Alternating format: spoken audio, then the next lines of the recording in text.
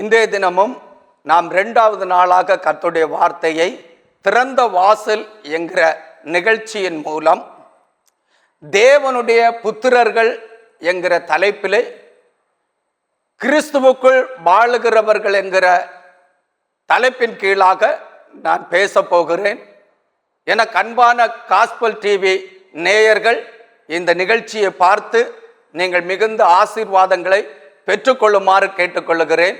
நேற்றைய தினத்திலே நீங்கள் தேவனாலே பிறந்தவன் என்கிற தலைப்பிலே நீங்கள் கர்த்தருடைய வார்த்தையை கேட்டு ஆசீர்வதிக்கப்பட்டிருப்பீர்கள் என்று நான் விசுவாசிக்கிறேன். நீங்கள் பெற்ற ஆசீர்வாதத்தை நீங்கள் எங்களுக்கு தெரிவிக்கும்படி நான் அன்புடன் கேட்டுக்கொள்ளுகிறேன். கர்த்தர் உங்களை ஆசீர்வதிப்பாராக.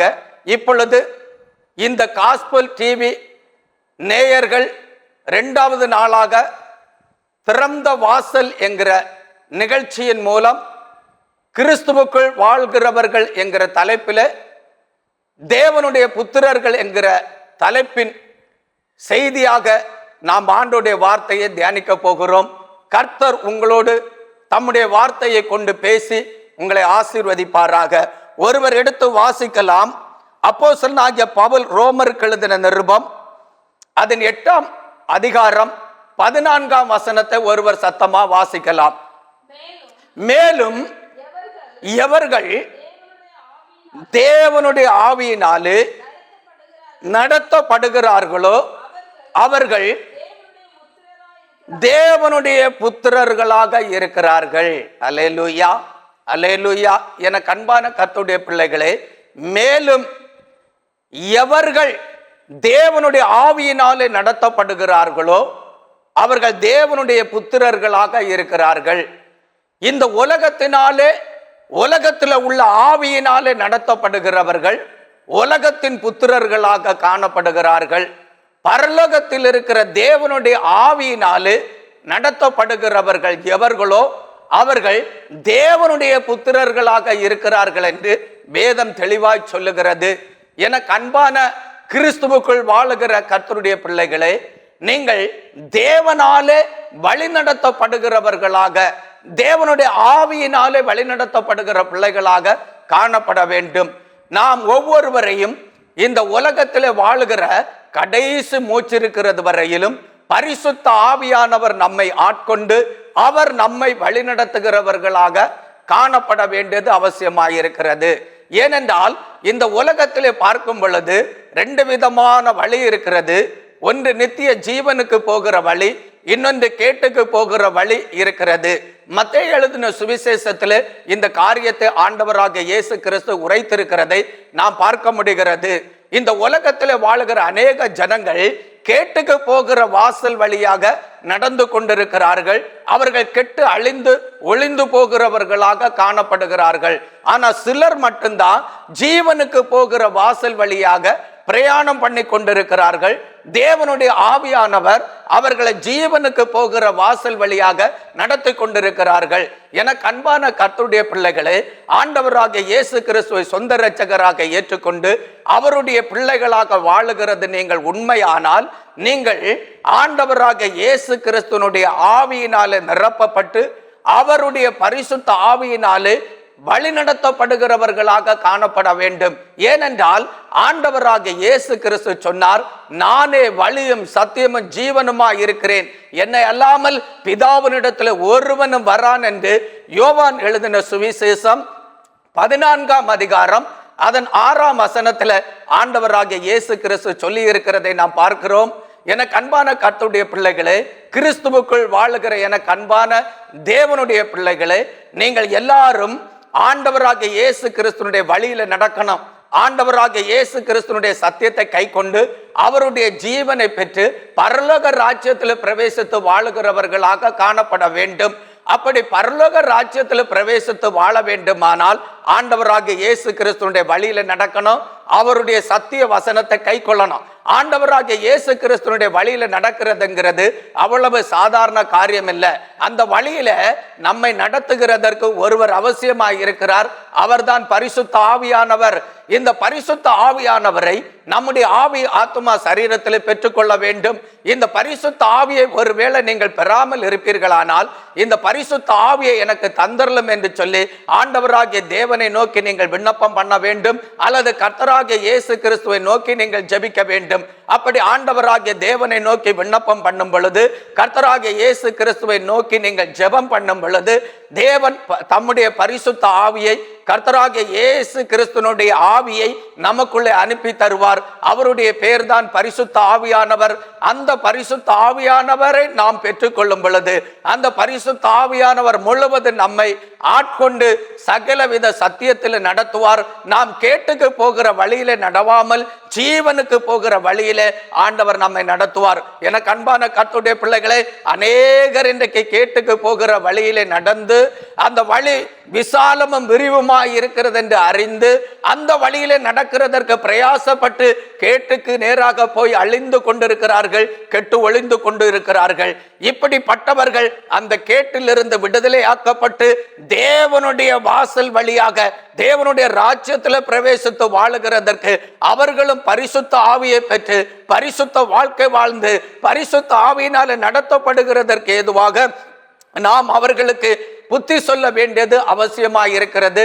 அது மட்டுமல்ல, நாமும் இந்த உலகத்தில் உள்ள சாத்தானாலே மோசம் போகாதபடி, சாத்தானாலே உண்டான பலவித இச்சைகளினாலே இழுப்புண்டு அலக்களிக்கப்பட்டு அசுத்த வழிகளிலே நடந்து நரகத்தில் விழுந்து வேதனைப்படாதபடிக்கு நீங்கள் ஜாக்கிரதையாக இருந்து பரிசுத்த ஆவியானுடைய முழு ஒத்துழைப்போடு பரிசுத்த ஆவியினாலே நடத்தப்பட்டு தேவனுடைய ராஜ்யத்தில் பிரவேசித்து வாழுகிறதற்கு ஜாக்கிரதையாக காணப்படுங்கள். அப்படி நீங்கள் வாழ்வீர்களானால், அப்படி நீங்கள் நடத்தப்படுவீர்களானால், நீங்கள் தேவனுடைய புத்திரர்களாக இருப்பீர்கள், தேவனுடைய புத்திரிகளாக இருப்பீர்கள். இந்த உலகத்திலே நீங்கள் வாழும் பொழுது தேவனுடைய பிள்ளைகள் என்கிற அங்கீகாரத்தோடு நீங்கள் வாழ்வீர்கள். அந்த சந்தோஷம் உங்களுடைய உள்ளத்திலும் பாருங்கள், உங்களுடைய சிந்தையில நிரப்பி உங்களை சமாதானத்தோடு சந்தோஷத்தோடு மகிழ்ச்சியா வாழ வைக்கும் என்கிறது நிச்சயம். அல்லேலூயா, அல்லேலூயா. இன்னும் ஒரு வசனத்தை வாசிக்கலாம். அப்போஸ்தலனாகிய பவுல் ரோமருக்கு எழுதின நிருபம் 8ஆம் அதிகாரம் அதன் 9ஆம் வசனத்தை ஒருவர் வாசிக்கலாம். தேவனுடைய ஆவி உங்களில் வாசமாயிருந்தால் நீங்கள் மாம்சத்துக்கு உட்பட்டவர்களாயிராமல் ஆவிக்குட்பட்டவர்களாக இருப்பீர்கள். பாருங்கள், வேதம் சொல்லுகிறது, தேவனுடைய ஆவி உங்களில் வாசமாயிருந்தால் நீங்கள் மாம்சத்துக்குட்பட்டவராக இராமல் ஆவிக்குட்பட்டவர்களாக இருப்பீர்கள் என்று வேதம் சொல்லுகிறது. இந்த உலகத்தில் 2 விதமான ஜனங்கள் வாழுகிறார்கள்.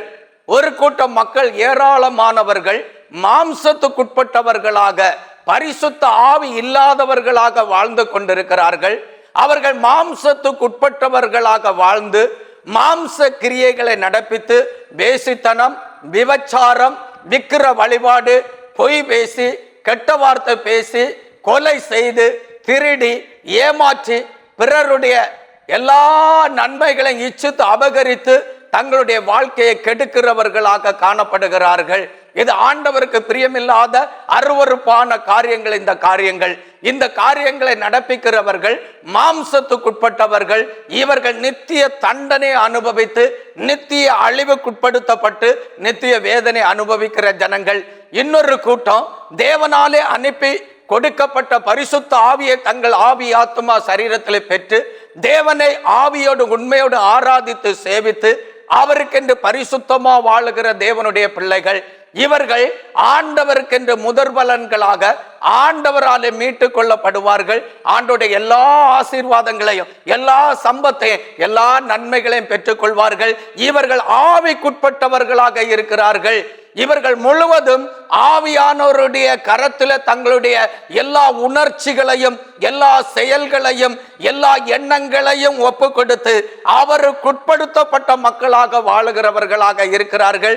இவர்கள் தங்களுடைய சுய விருப்பத்தை செய்து நிறைவேற்றாமல் ஆவியானவருடைய விருப்பத்தின்படி ஆவியானவருக்குள்ளே எல்லாவற்றையும் செய்து நிறைவேற்றி ஜெயம் பெற்ற வாழ்க்கை வாழுகிறவர்களாக காணப்படுகிறார்கள். அல்லேலூயா. இப்படிப்பட்டவர்கள் தேவனுடைய ராஜ்யத்தின் பிள்ளைகளாக, தேவனுடைய புத்திரர்களாக வாழுகிறார்கள். இவர்களுக்கு தேவன் மிகுந்த பலனை கொடுத்து தேவன் இவர்களை ஆசீர்வைத்து நித்திய காலம் அழிவில்லாமல் வாழ்ந்திருக்க செய்வார். ஜீவ விருட்சத்தின் மேல இவர்களுக்கு அதிகாரமும் கொடுப்பார். அல்லேலூயா. இன்னும் கீழ் பகுதியை வாசிக்கலாம். கிறிஸ்துவின் ஆவி இல்லாதவன் அவருடையவன் அல்ல. என அன்பான கர்த்தருடைய பிள்ளைகளே, நீங்கள் பல வருடம் கிறிஸ்துவுக்காக ஊழியம் செய்யலாம், அல்லது கிறிஸ்துவனுடைய நாமத்தை பறைசாற்றி கொண்டிருக்கலாம், அல்லது கிறிஸ்துவின் பிள்ளைகள் என்று சொல்லி ஆலயத்துக்கு கடந்து செல்லுகிறவர்களாக, சபைகளுக்கு கடந்து வருகிற மக்களாக காணப்படலாம். கிறிஸ்துவின் ஆவி இல்லாதவர்களாக நீங்கள் இருப்பீர்களானால் நீங்கள் கிறிஸ்துவுக்கு உரியவர்கள் அல்ல. கிறிஸ்து உங்களை அறியாதிருக்கிறார், நீங்களும் கிறிஸ்துவை அறியாதிருக்கிறீர்கள். அல்லேலூயா. நீங்கள் கிறிஸ்துவுக்குரியவர்களாக மாறணும், கிறிஸ்துவுக்கு உடையவர்களாக வாழணும். அப்படி வாழணும்னா கிறிஸ்துவின் ஆவியை பெறணும். கிறிஸ்துவின் ஆவியை பெறாதவன் அவருடையவன் அல்ல. கிறிஸ்துவின் ஆவியை பெறாதவள் அவருடையவள் அல்ல. மனம் திரும்புங்கள் என்று பரிசுத்த ஆவியானவர் திருவிழம் பற்றுகிறார். எந்த மட்டும் பரிசுத்த ஆவியை பெறாமல் குந்தி குந்தி நீங்கள் நடப்பீர்கள், எந்த மட்டும் பரிசுத்த ஆவியை பெறாமல் ஊழியம் செய்வீர்கள், எந்த மட்டும் பரிசுத்த ஆவியை பெறாமல் இயேசுவின் நாமத்தை சொல்ல துணிவீர்கள், எந்த மட்டும் இயேசு கிறிஸ்துவாலே அனுப்பப்படுகிற பரிசுத்த ஆவியை பெறாமல் இயேசு கிறிஸ்துவின் பிள்ளைகள் என்று சொல்லி உங்களை ஏமாற்றிக் கொண்டிருப்பீர்கள். உங்கள் வாழ்க்கையை ஆராய்ந்து பாருங்கள். உங்கள் வாழ்க்கையில பரிசுத்த ஆவியானவர் இருக்கிறாரா? உங்களோடு பரிசுத்த ஆவியானவர் ஒன்றரை கலந்து வாழுகிறாரா? நீங்கள் பரிசுத்த ஆவியை பெற்று பரிசுத்த ஆவியானவர் தருகிற ஆலோசனையின்படி வாழுகிறீர்களா? அவருடைய திட்டங்களை சித்தங்களை செய்து நிறைவேற்றுகிறவர்களாக காணப்படுகிறீர்களா? பரிசுத்த ஆவியில நிரம்பி தேவனுக்கு கனி கொடுக்கிற பிள்ளைகளாக காணப்படுகிறீர்களா?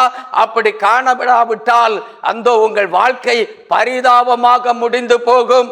நீங்கள் எத்தனை ஆண்டு காலம் கிறிஸ்தவர்களாக இருக்கலாம், எத்தனை ஆண்டு காலம் ஊழியம் செய்கிறவர்கள் என்று சொல்லி ஊழியம் செய்கிறதற்கு போகலாம், அல்லது மிஷனரிகளாக நாங்கள் போய் தேவனுக்காக பாட அனுபவிக்கிறேன் என்று சொல்லலாம். நீங்கள் என்ன செய்து கொண்டிருந்தாலும் சரி, பரிசுத்த ஆவியை பெறாமல், பரிசுத்த ஆவியானவர் உங்களுக்குள்ள வாசமாய் இராமல் இருந்தால் நீங்க செய்கிறது ஒன்றுக்கும் உதவாமல் போகும். உங்களுக்கு அவைகள் உதவாதபடியே போய்விடும். அது ஒரு பிரயோஜனம் இல்லாதபடி மாறி போய்விடும் என்கிறது நிச்சயமே. அல்லேலூயா. ஆகையால் இன்றைக்கு எனக்கு அன்பான கர்த்தருடைய பிள்ளைகளே, இந்த காஸ்பல் டிவி நிகழ்ச்சியின் மூலம் கர்த்தருடைய வார்த்தையை கேட்கிற நீங்கள் பரிசுத்த ஆவியை பெற்றுக் கொள்ளுங்கள். பரிசுத்த ஆவியை பெற வாஞ்சியுங்கள். இந்த நிகழ்ச்சியை பார்க்கும் பொழுது பரிசுத்த ஆவியை எனக்கு தாரும் ஆண்டவரே என்று கேளுங்க. பரிசுத்த ஆவியானவரே எனக்குள்ள வாரும் என்று கேளுங்க. பரிசுத்த ஆவியானவர் உங்கள் மேல் அளவில்லாமல் ஊற்றுவார். இந்த நிகழ்ச்சியை நான் தொகுத்து கர்த்தருடைய வார்த்தையை பேசிக் கொண்டிருக்கும் பொழுது கர்த்தருடைய ஆவியானவர் இறங்கி அசைவாடுகிறதை பார்க்கிறேன். இந்த நிகழ்ச்சியை பார்க்கிற உங்களை கர்த்தருடைய ஆவியானவர் நிரப்புவார். இந்த ஆவியானவர் உங்களுக்கு அற்புதம் செய்வார், உங்களை உயிர்ப்பிப்பார். ஆண்டவர் உங்களை சுகமாக்குவார், உங்களை பாவத்தில் இருந்து விடுவிப்பார், கெட்ட எண்ணங்களில் இருந்து விடுவிப்பார், தவறான பாதையில் இருந்து ஆண்டவர் உங்களை திசை திருப்பி ஆண்டவருடைய வழியில உங்களை நடத்துவார் என்கிறது நிச்சயம். ஏனென்றால் இந்த உலகத்தில் தேவனுடைய புத்திரர்கள் வாழ வேண்டும் என்று தேவ ஆவியானவர் விரும்புகிறார். தேவனுடைய புத்திரர்கள் புத்திரிகள் தேசத்திலே வாழ்வார்களானால், உலகத்திலே வாழ்வார்களானால் இந்த உலகம் பரிசுத்தமாக்கப்படும். உலகத்திலே வாழுகிறவர்கள் நல்ல வழியிலே நடப்பார்கள். தேவனுடைய வருகையில ஒரு இமை பொழுதில பரிசுத்த ஆவியினாலே மறுரூபமாக்கப்பட்ட சாயலை தரித்து கிறிஸ்துவோடு எடுத்துக் கொள்ளப்படுகிற அனுபவத்திலே கிறிஸ்துவின் ராஜ்யத்தில் பிரவேசித்து வாழ்வார்கள் என்கிறது நிச்சயம். அல்லேலூயா, அல்லேலூயா. அதற்காகத்தான் தேவ ஆவியை ஆண்டவர் நமக்கு அருளுகிறார். இந்த பரிசுத்த ஆவியை நாம் பெறும் பொழுதுதான் தேவனுடைய பிள்ளைகள் என்கிற அங்கீகாரத்தை பரலோகத்திலிருந்து நாம் பெறுகிறோம். பரலோகத்திலிருந்து ஒருவனுக்கு கொடுக்கப்பட்டால் ஒழிய அவன் ஒன்றையும் பெற்றுக்கொள்ள மாட்டான். பரலோகத்திலிருந்து பரிசுத்த ஆவியை நீங்கள் பெற்றுக்கொள்ளாவிட்டால் தேவனிடத்திலிருந்து நீங்கள் ஒன்றையும் பெற்றுக்கொள்ள மாட்டீர்கள் என்கிறது நிச்சயம். அல்லேலூயா. இன்னொரு வசனத்தை வாசிக்கலாம். அப்போஸ்தலனாகிய பவுல் ரோமருக்கு எழுதின நிருபம் 8ஆம் அதிகாரம் அதன் 19ஆம் வசனத்தை ஒருவர் வாசிக்கலாம். மேலும் தேவனுடைய புத்திரர் வெளிப்படுவதற்கு சிருஷ்டியானது மிகுந்த ஆவலோடு காத்து கொண்டிருக்கிறது. பாருங்க, தேவ சமூகத்துல சிருஷ்டியானது மிகுந்த ஆவலோடு காத்து கொண்டிருக்கிறது. எதற்காக தேவனுடைய சிருஷ்டியானது மிகுந்த ஆவலோடு காத்து கொண்டிருக்கிறது என்று பார்ப்போமானால், தேவனுடைய புத்திரர்கள் வெளிப்படுகிறதற்கு. இந்த உலகத்தில் தேவனுடைய புத்திரர்கள் வெளிப்பட வேண்டும். 2 வித புத்திரர்கள் இந்த உலகத்தில் வாழுகிறார்கள். ஒன்று சாத்தானுடைய புத்திரர்கள், அவர்கள் சாத்தானை சேவிக்கிற ஜனங்கள், அவர்கள் பாவ சந்ததிகள், அவர்கள் பாவ கிரியைகளை நடப்பிக்கிறவர்கள். இன்னொரு கூட்டம் தேவனுடைய புத்திரர்களாக, தேவனுடைய சந்ததிகளாக காணப்படுகிறார்கள். இவர்கள் தேவனை சேவிக்கிறவர்கள். அல்லேலூயா. எனக்கு அன்பான கர்த்தருடைய பிள்ளைகளே, சாத்தானுடைய சந்ததி அழிந்து போகும். அதற்கு ஆண்டவர் முடிவை உண்டாக்க போகிறார். அவர்கள் இல்லாமல் போவார்கள். இந்த உலகத்திலிருந்து அவர்கள் காணப்படாமல் போவார்கள், அழிந்து போவார்கள். அவர்களுக்கு உலகத்தில் கொஞ்ச கால வாழ்க்கை தான் இருக்கிறது. அவர்கள் இந்த கொஞ்ச கால வாழ்க்கையை, இந்த கொஞ்ச கால சிற்றின்பங்களை அவர்கள் சந்தோஷமா விரும்பி அதை அனுபவித்து தேவனுடைய ஜீவனுக்கு அந்நியர்களாக மாறிக்கொண்டிருக்கிறார்கள். வேதத்திலே பார்க்கும் பொழுது ஈசாக்கு 2 குமாரர்கள் இருந்தார்கள், 2 புத்திரர்கள் இருந்தார்கள். ஒன்று ஏசா, இன்னொன்று யாக்கோபு. ஏசா சீர்கெட்டவனாக இருந்தான். தன் சகோதரன் கூழ் காய்த்து கொண்டிருந்தான். சகோதரனுடைய கொஞ்சம் பயற்றங்கூழுக்கு ஆசைப்பட்டு அவன் தன் சேஷ்ட புத்திர பாகத்தை விற்று போட்ட வேசி கள்ளன் என்று வேதம் சொல்லுகிறது. அப்படி இயேசு கிறிஸ்துவாலே கொடுக்கப்படுகிற நித்திய ஜீவனையும் சேஷ்ட புத்திர பாகங்களை இழந்து போகிற ஜனங்கள் சாத்தானுடைய சந்ததிகளாக இருந்து இந்த உலகத்தின் சிற்றின்பங்களை அனுபவித்து கொஞ்ச கால வாழ்க்கைய, கொஞ்ச கால சந்தோஷத்தை அனுபவிக்க விரும்பி அவர்கள் தாகாத கிரியைகளை நடப்பித்து செயல்படுகிறார்கள். அவர்கள் சீக்கிரமாக ஏசா எப்படி சீர்கட்டு அழிந்து போனானோ அதுபோல சாத்தானுடைய சந்ததி, பாவ கிரியைகளை நடப்பிக்கிற ஜனங்கள், உலக சிற்றின்பங்களை அனுபவிக்கிறவர்கள் சடுதியா கெட்டு அழிந்து போவார்கள். ஆனா இன்னொன்று சந்ததி, ஆண்டவராக இயேசு கிறிஸ்து ஆசீர்வதித்த சந்ததி, அதுதான் கர்த்தருடைய சபை மக்கள். அதற்கு முன்பாக நியாயப்பிரமாணத்தின் காலத்திலும் ஆண்டவர் ஒரு சந்ததி ஆசீர்வதித்தார். அது ஆபிரகாமுடைய சந்ததி, ஈசாக்கனுடைய சந்ததி, யாக்கோவுடைய சந்ததி, அது இஸ்ரவேல் என்கிற சந்ததி. அந்த ஜனங்கள் பாருங்கள், ஆண்டவருக்கு பிரியமான மக்கள், ஆண்டவருடைய வழியில நடந்தார்கள். தேவன் அவர்களுக்கு நியாயப்பிரமாணத்தை, வாக்கு தத்தங்களை கொடுத்து ஆசீர்வதித்தார். அதன் பிறகு கிறிஸ்து இந்த பூமியில வந்து நமக்காக பட்ட பாடுகளுக்காக, கல்வாரி சிலுவையிலே சிந்தின இரத்தங்களுக்காக ஆண்டவர் நம்மை விலைக்கிரயமாக, ஆண்டவராக இயேசு கிறிஸ்துவினுடைய சம்பத்தாக அவருக்கு பிள்ளைகளாக நம்மை கொடுத்திருக்கிறார். இப்ப நீங்களும் நானும் இயேசு கிறிஸ்துவினுடைய சந்ததிகளாக, இயேசு கிறிஸ்துவுக்குள் வாழுகிற தேவனுடைய புத்திரர்களாக, புத்திரிகளாக வாழுகிறோம். இந்த தேவனுடைய புத்திரர்கள் இன்னும் பூமியில பலுகி பெருக வேண்டும், இன்னும் தேவனுடைய புத்திரர்கள் பூமியில வெளிப்பட வேண்டும் என்கிறதற்காக சிருஷ்டியானது மிகுந்த ஆவலோடு காத்து கொண்டிருக்கிறது என்று சொல்லி வேத வசனம் தெளிவாய் சொல்லுகிறது. அல்லேலூயா, அல்லேலூயா. ஆகையால் எனக்கு அன்பான கர்த்தருடைய பிள்ளைகளே, நீங்கள் சாத்தானுடைய சந்ததிகளாக இருப்பீர்களானால், சாத்தானாலே மோசம் போன வாழ்க்கை வாழ்வீர்களானால், இன்றைக்கே சாத்தானுடைய கையிலிருந்து விடுதலை பெற்று நீங்கள் கிறிஸ்துவனுடைய சந்ததியாக மாறி தேவ புத்திரர்களாக இந்த பூமியில வாழுகிறதற்காக நீங்கள் ஆண்டவராக இயேசு கிறிஸ்துவனுடைய சமூகத்தில் முழங்கால் படியிட்டு, ஆண்டவரே ஒரு விசை எனக்கு மனதுருகுங்க, நான் உண்மை அறியாமல் மோசம் போயிருக்கிறேன், சாத்தான் என்னை மோசப்படுத்தி விட்டான், அவன் என்னை தாகாத கிரியைகளை நடப்பிக்க வைத்து நான் ஆண்டவருடைய அன்பை ருசிக்காதபடி, நித்திய ஜீவனை பெற்றுக்கொள்ளாதபடி என்னை வழி விலகி போக பண்ணி என்னை அழித்து போட பார்க்கிறான். ஆகையால் அவனுடைய கையிலிருந்து என்னை விடுவித்து நான் நித்திய ஜீவனை பெற்று உம்முடைய ராஜ்யத்தில் பிரவேசித்து வாழ, உம்முடைய ஆசீர்வாதங்களை நன்மையும் பெற்று உம்முடைய புத்திரர்களாக புத்திரிகளாக வாழுகிறதற்கு எனக்கு ஒரு விசை இறங்கும் என்று நீங்கள் ஆண்டவரிடத்தில் கேட்பீர்களானால் ஆண்டவர் உங்களுக்கு இரக்கம் செய்வார் என்கிறது நிச்சயம். ஏனென்றால் அவர் இரக்கம் உள்ளவராக இருக்கிறார். ஆண்டவர் மன்னிக்கிறதற்கு தயை பெருத்திருக்கிறார் என்று வேதம் சொல்லுகிறது. இன்றைக்கு நீங்கள் ஆண்டவரிடத்தில் ஓடி வாருங்க. வேதம் சொல்லுகிறது, தன் பாவங்களை மறைக்கிறவன் வாழ்வடைய மாட்டான், அவைகளை அறிக்கை செய்து விட்டு விடுகிறவனோ இரக்கம் பெறுவான் என்று நீதிமொழிகளின் புஸ்தகம் 28ஆம் அதிகாரம் 13ஆம் வசனத்தில் சொல்லப்பட்டிருக்கிறது. நீங்கள் பாவம் செய்து செய்து நீங்கள் சாத்தானுடைய சாயலை தரித்து சாத்தானுடைய சந்ததியாக வாழ்ந்து கொண்டிருக்கிறீர்களா? நீங்கள் கிறிஸ்துவனிடத்தில் வர விருப்பமில்லாதபடி பாவத்தின் நிமித்தம் ஆதாம் ஏவாளும் மரத்தின் கீழாக தங்களை ஒழித்து கொண்டது போல நீங்கள் இந்த உலகத்திலே உங்களை ஒழித்து கொண்டிருக்கிறீர்களா? நீங்கள் உங்கள் வாழ்க்கையை இன்றைக்கு ஆண்டவருடைய கையிலே ஒப்பு கொடுங்கள். நீங்கள் இருளிலே ஒளித்திருந்தது போதும், வெளிச்சமாக இயேசுவினிடத்தில் வாருங்கள். அவருடைய புத்திரர்களாக புத்திரிகளாக மாறுங்கள். அவருடைய பரிசுத்த ஆவியில நிரம்பி தேவ புத்திரர்கள் என்கிற ஸ்தானாதிபதிகளாக மாறுங்கள். ஆண்டவர் உங்களுக்கு வாக்குத்தத்தம் பண்ணின எல்லாவற்றையும் சுதந்தரித்து அனுபவிக்கிறவர்களாக மாறுங்கள். வேதம் தெளிவாய் சொல்லுகிறது, அவருடைய ஆவி இல்லாதவன் கிறிஸ்துவுக்குரியவன் அல்ல, கிறிஸ்துவனுடைய ஆவி இல்லாதவன் கிறிஸ்துவுக்கு உடையவன் அல்ல என்று வேதம் தெளிவாய் சொல்லுகிறது. நீங்கள் கிறிஸ்துவுக்குரியவர்களாக வாழ வேண்டுமானால், கிறிஸ்துவுக்குரியவர்களாக அங்கீகாரம் பெற வேண்டுமானால், தேவனுடைய புத்திரர்கள் புத்திரிகள் என்கிற அங்கீகாரத்தோடு தேவனை சேவித்து ஊழியர் செய்து அவருடைய ஜீவனை பெற்று அவருடைய எல்லா காணியாட்சிகளையும் சுதந்தரித்து வாழ வேண்டுமானால் தேவனிடத்தில் வாருங்கள், ஒளியினிடத்தில் வாருங்கள், வெளிச்சத்தினிடத்தில் வாருங்கள். ஆண்டவருடைய ஆவியை பெற்றுக் கொள்ளுங்கள். கர்த்தர் அந்த நல்ல பாக்கியத்தை உங்களுக்கு தந்து உங்களை வாழ வைப்பார், ஆசீர்வதிப்பார், நன்மை செய்வார். ஜெபிப்போம். அன்பின் பரிசுத்தம் உள்ள நல்ல பிதாவே, இந்த நல்ல வேலைக்காக உமக்கு ஸ்தோத்திரம் ஆண்டவரே. எவர்கள் தேவனுடைய ஆவியினாலே நடத்தப்படுகிறார்களோ அவர்கள் தேவனுடைய புத்திரர்களாக இருக்கிறார்கள் என்று வேதம் சொல்லுகிறது. இந்த உலகத்தில் 2 விதமான ஜனங்கள் வாழுகிறார்கள். ஒரு கூட்டம் ஜனங்கள் ஆண்டவரை சாத்தானாலே நடத்தப்படுகிற ஜனங்களாக காணப்படுகிறார்கள். அவர்கள் சாத்தானுடைய சந்ததிகளாக இருக்கிறார்கள்.